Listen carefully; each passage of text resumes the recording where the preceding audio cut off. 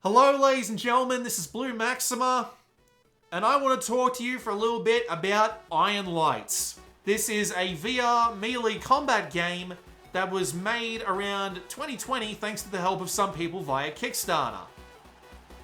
Want to know how I know this off the top of my head? It's because I Kickstarted it, because I want a really good VR melee combat game that's not sandbox, like Blade and Sorcery, or at the very least has some level of structure to it. I know Blade and Sorcery has added dungeons now, which sorta kinda helps, but I gotta tell you, man, it's not enough for me just yet. Sandbox games just kinda bore the hell out of me. It's why I like H3VR's Take and Hold mode so much. But anyway, that's not the games we're talking about. So, I liked the look of this. I Kickstarted it because it was relatively cheap. It turned up on time as promised. And I gave it a go. And I remember being really damn bored by it. And so I didn't really pick it up again. And then I got my Quest 2, and I had the opportunity to give Ironlights another go, and I thought to myself, why didn't I like this game the first time around? And then I played it for this video. And I remembered. So, the game itself isn't really that bad. It's actually got a couple of things going for it, which I do like, and help make it a sort of proper melee combat game. But there are some things about it that just kinda, not so much send it off a cliff, but send it down a relatively low angle hill. So we'll go over the positives first. When you actually get into melee combat, the game slows down to about 70% of regular speed. And most people might think, why did they slow it down? Did they think we're pansies? Well, the game's actually got a good reason for it, and it works in multiple ways. It's slow enough that you have the opportunity to look at your opponent and see what they're doing and plan your attack or defense carefully. Meanwhile, at the same time, it's going fast enough so that it's still got a fair bit of action in it. Your opponent can still catch you off guard with their secondary weapon or doing a flourish of a movement that you weren't expecting and leaving you undefended. And as a result, that keeps things interesting. And thanks to the fact that the game is in slow motion, your weapon doesn't move at the same speed that it would in normal life, meaning that if you're moving too quickly, your weapon won't be able to keep up with you, and as a result, it'll end up out of position. And this means that you have to properly plan your strikes and your defenses, which works perfectly well for me, if I'm being perfectly honest with you. It's actually got a good balance going on. And when you and the opponent are in a good duel, you're predicting all of his moves, you're striking ahead of time to keep him from hitting you back. And then you zoom in on him and start doing damage to him. That all works. It all works really well, and it's a shame that I'm going to have to talk about everything else that I've got to say, because this setup with a few variables changed would make this game fantastic. But right now, there's a fair few things wrong with it. Number one, so there's this thing in this game where your weapons have breakable bits. And these breakable bits will break every time you land a hit or get blocked, or you block the opponent's weapon.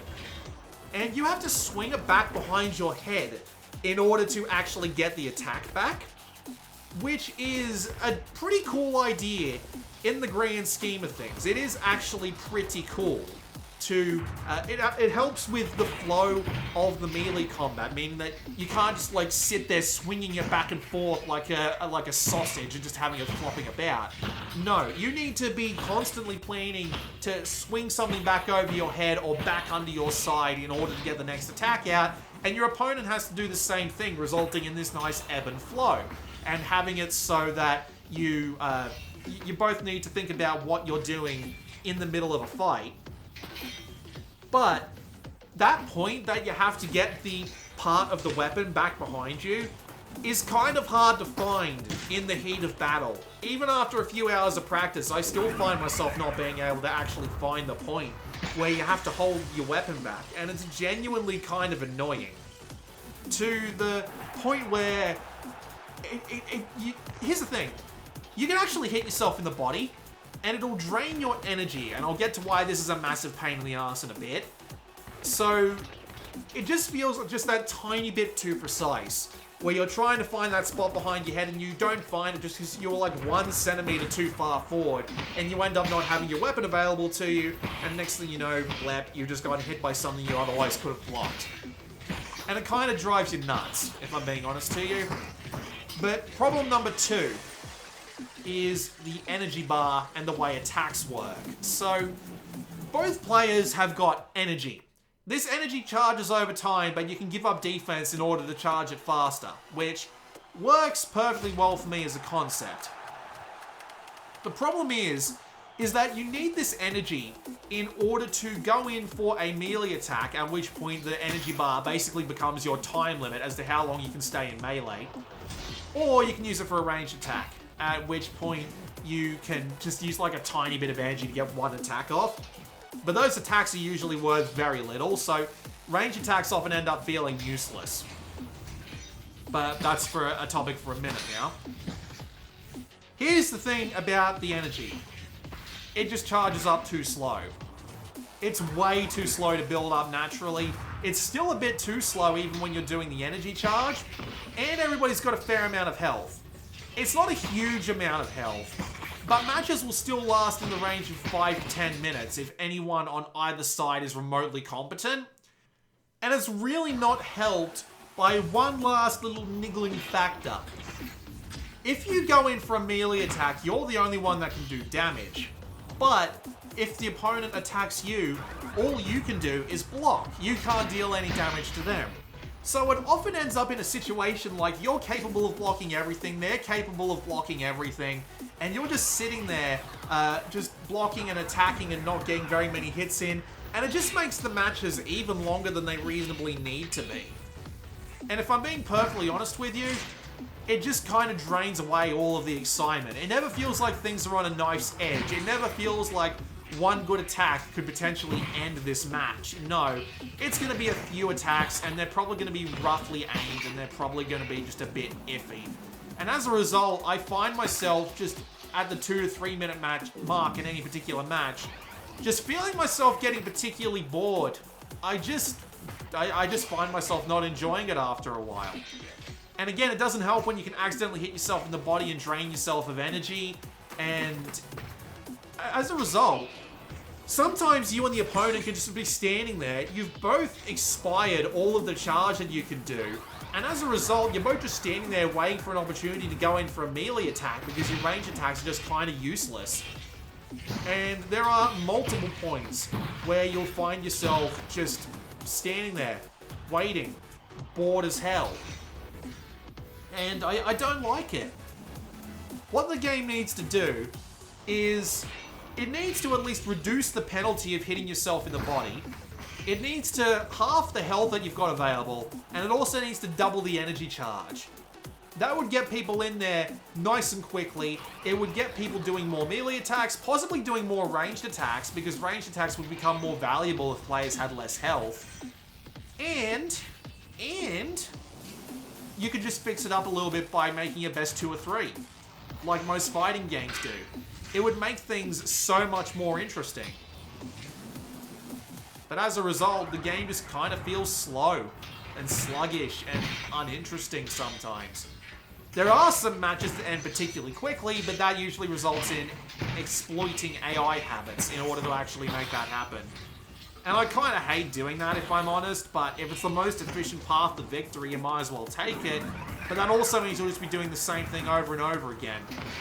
This is at least helped out by the fact that there's 10 different weapons that you are able to pick out, and they all attack and defend in completely different ways, making things interesting, and they all have their own difficulty levels and all that to keep yourself interested, but at the same time, it doesn't matter what weapon you have, the rest of the game's mechanics still apply, and so everything can end up feeling particularly slow and uninteresting after a while.